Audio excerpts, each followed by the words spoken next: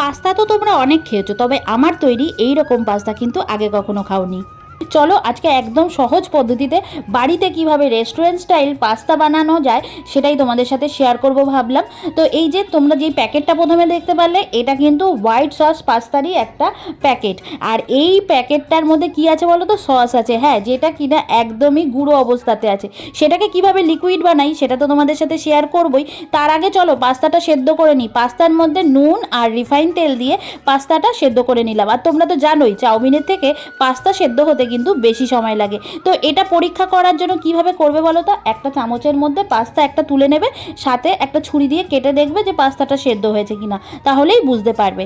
তারপরে পাস্তা সেদ্ধ আমার কমপ্লিট। এরপরে ফ্রাইং প্যানে তেল দিয়ে দিয়েছি, আর দেখো কত রকম ভেজিটেবল নিয়ে নিয়েছি। তো এক এক করে সব ভেজিটেবলগুলো দেবো। তেলটাও বেশ ভালোই গরম হয়ে উঠেছে।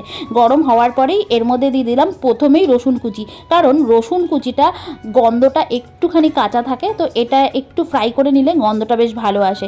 তারপরে কিন্তু দিয়ে দিলাম কিউব করে কেটে রাখা পেঁয়াজ। আর এই কিউবটা দেখতে পাচ্ছ কতটা ছোট আছে, একদম কিন্তু বড় বড় নেই, ছোট ছোট আছে।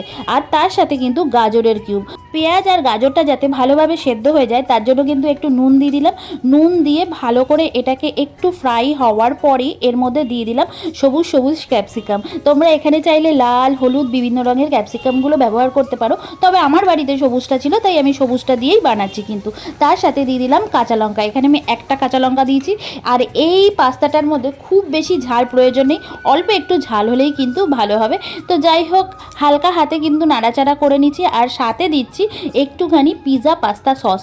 এই সসটা কিন্তু এই রেসিপিটাতে যাবে, কারণ এটা পাস্তার যে স্বাদটা আরও বেশি কিন্তু বাড়িয়ে দেয়। তো এখানে আমি 2 চামচ মতন ওই সসটা দিয়েছি। তারপরে ভালো করে সবজির সাথে মাখিয়ে নিয়েছি। আর এরপরে সেদ্ধ করে রাখা পাস্তা আর তার সাথে কিন্তু টমেটো দিয়ে দিয়েছি। টমেটোটা আগে দিইনি, কেন বলো তো? আগে দিইনি, দিলে তো পুরো একদম টমেটোটা গলে যাবে, এর কোনো স্বাদ পাওয়া যাবে না। তাই হালকা যখন আমি পাস্তা দিলাম তখনই কিন্তু এই টমেটোটা দিয়েছি।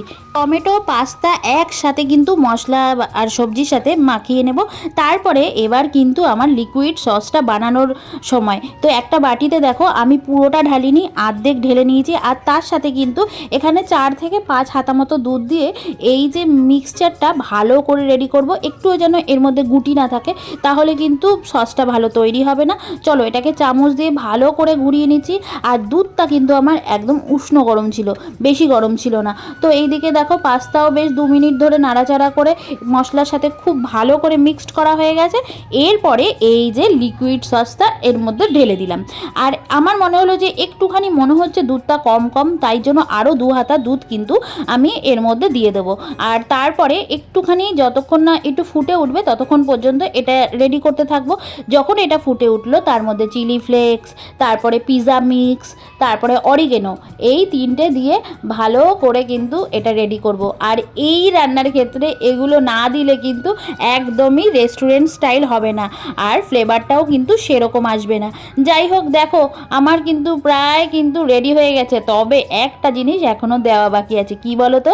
এই যে মোজারেলা চিজ, যেটা দিলে এটা খেতে কিন্তু ওয়াও ওয়াও। আমার বর তো এটা খেয়ে হাত চেটে বলেছে, বাহ কি সুন্দর হয়েছে। এরকম রান্না বান্না করলে কি আর রেস্টুরেন্টে যেতে হয়? রেস্টুরেন্টের পয়সা কিন্তু বেঁচে যায়। তো দেখো কত সুন্দর কিন্তু এটা রেডি হয়ে গেছে। এখন আর কি, প্লেটে বেড়ে খাওয়ার পালা। তো অপেক্ষা কি, তোমরা চলে আসো, তোমাদেরও দিয়ে দেবো, তোমরাও খাবে আর আমরাও খাবো। চলো সাথে কিছু আড্ডাও হবে।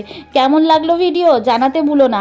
আর যদি আমার তৈরি এই রেসিপিটা তোমরা একবার ট্রাই করো, অবশ্যই কিন্তু ফটো বা কমেন্টে জানিয়ে দিও।